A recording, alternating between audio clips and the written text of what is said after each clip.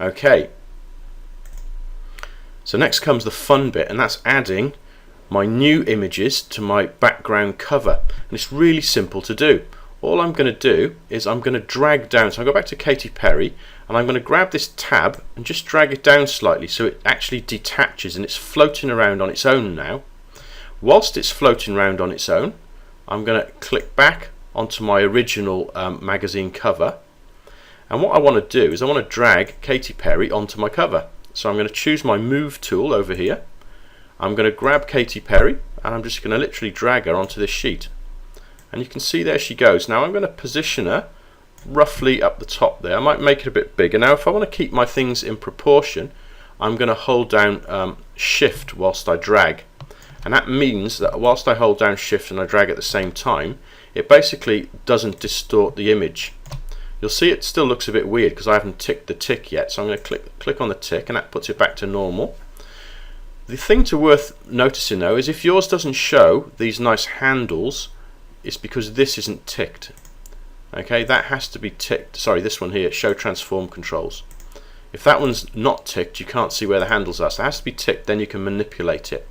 Okay, I'm going to minimize Katy Perry because I don't need her anymore, and I'm going to do the same thing with my minion. I'm going to drag my minion down, float it around, and when I grab on my minion and pull him across, he goes on the page. Now I can float him anywhere on the page. I'm going to make him a bit smaller to start with, and I'm going to put him down here somewhere. Okay, and I'm going to hit my tick again, and I'm going to minimize my minion out of the way. So I'm just working on my magazine cover now. I'm going to save it again before I go any further. Now what you'll notice is in the layers, this is where the layers panel becomes really important. I've got lots of layers here. This one, if I click and take the eye picture off, you can see my minion disappears, so I know that that's my minion layer. So I'm actually going to rename it so I don't get confused later on and call it minion.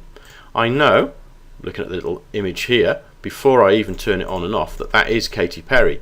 So I'm going to rename that one and call it Katy. My bottom layer doesn't do anything, my background's got nothing on it. But what happens with layers is you can change the appearance of things by making them overlap. So if I go back to my minion and I drag my minion so he's kind of half over Katy Perry, he's in front of her. If I look on my layers, my minion is higher up than Katy. If I drag my Katy layer above my minion layer, you can see she's cut his head off now. So it basically depends, the order that you have things in shows what they look like on screen. So the top layer is the closest to the screen, the bottom layer is the furthest away. That's really important to know when we start playing around with things.